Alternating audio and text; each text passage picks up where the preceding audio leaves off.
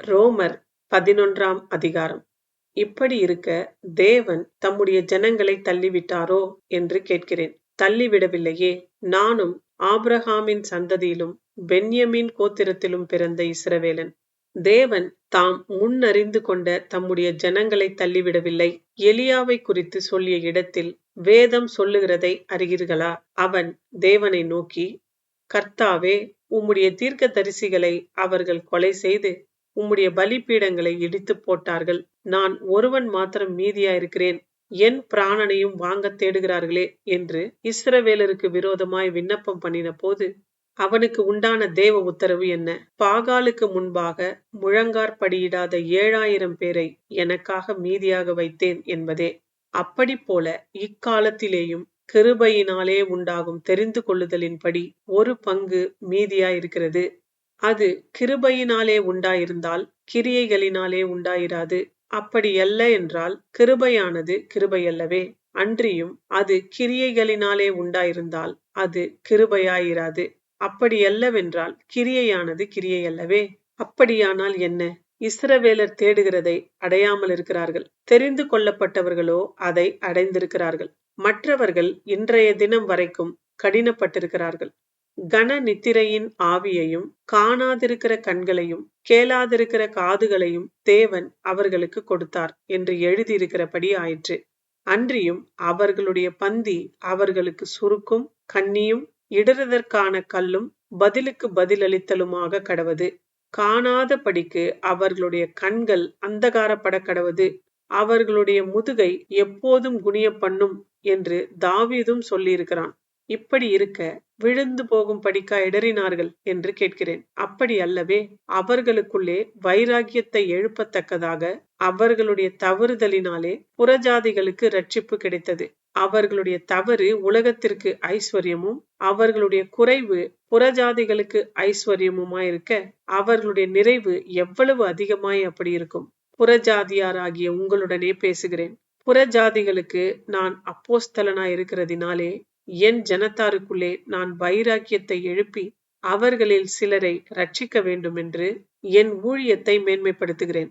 அவர்களை தள்ளிவிடுதல் உலகத்தை ஒப்புரவாக்குதலாயிருக்க அவர்களை அங்கீகரித்துக் கொள்ளுதல் எண்ணமாயிராது. மரித்தோரிலிருந்து ஜீவன் உண்டானது போல் இருக்கும் அல்லவோ? மேலும் முதற் பலனாகிய மாவானது பரிசுத்தமாயிருந்தால் பிசைந்த மா முழுவதும் பரிசுத்தமாயிருக்கும். வேரானது பரிசுத்தமாயிருந்தால் கிளைகளும் பரிசுத்தமாயிருக்கும்.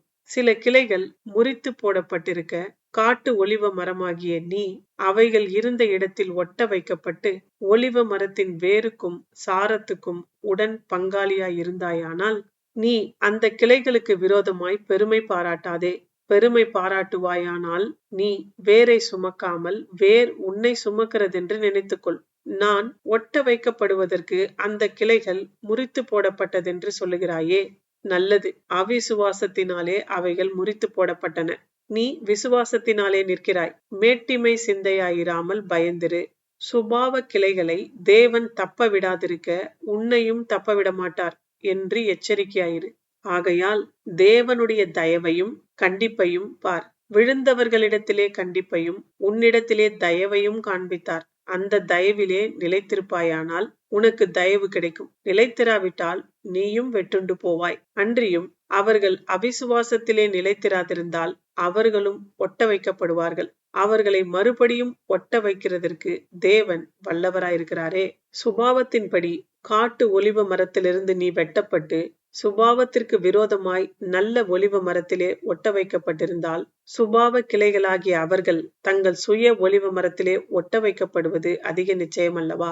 மேலும் சகோதரரே, நீங்கள் உங்களையே புத்திமான்கள் என்று எண்ணாதபடிக்கு ஒரு ரகசியத்தை நீங்கள் அறிய வேண்டும் என்று இருக்கிறேன். அது என்னவெனில், புறஜாதியாருடைய நிறைவு உண்டாகும் வரைக்கும் இஸ்ரவேலரில் ஒரு பங்குக்கு கடினமான மனது உண்டாயிருக்கும். இந்த பிரகாரம் இஸ்ரவேலர் எல்லாரும் ரட்சிக்கப்படுவார்கள். மீட்கிறவர் சியோனிலிருந்து வந்து அவபக்தியை யாக்கோபை விட்டு விலக்குவார் என்றும், நான் அவர்களுடைய பாவங்களை நீக்கும் போது இதுவே நான் அவர்களுடனே செய்யும் உடன்படிக்கை என்றும் எழுதியிருக்கிறது. சுவிசேஷத்தை குறித்து அவர்கள் உங்கள் நிமித்தம் பகைஞராயிருக்கிறார்கள்.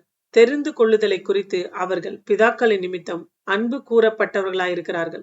தேவனுடைய கிருபை வரங்களும் அவர்களை அழைத்த அழைப்பும் மாறாதவைகளே.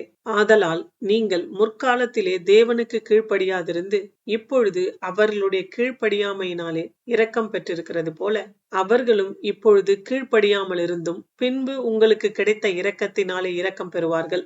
எல்லார் மேலும் இரக்கமாயிருக்கத்தக்கதாக தேவன் எல்லாரையும் கீழ்ப்படியாமைக்குள்ளே அடைத்து போட்டார். தேவனுடைய ஐஸ்வர்யம், ஞானம், அறிவு என்பவைகளின் ஆழம் எவ்வளவா இருக்கிறது! அவருடைய நியாய தீர்ப்புகள் அளவிடப்படாதவைகள், அவருடைய வழிகள் ஆராயப்படாதவைகள். கர்த்தருடைய சிந்தையை அறிந்தவன் யார்? அவருக்கு ஆலோசனைக்காரனாயிருந்தவன் யார்? தனக்கு பதில் கிடைக்கும்படிக்கு முந்தி அவருக்கு ஒன்றை கொடுத்தவன் யார்? சகலமும் அவராலும் அவர் மூலமாயும் அவருக்காகவும் இருக்கிறது. அவருக்கே என்றென்றைக்கும் மகிமை உண்டாவதாக. ஆமென்.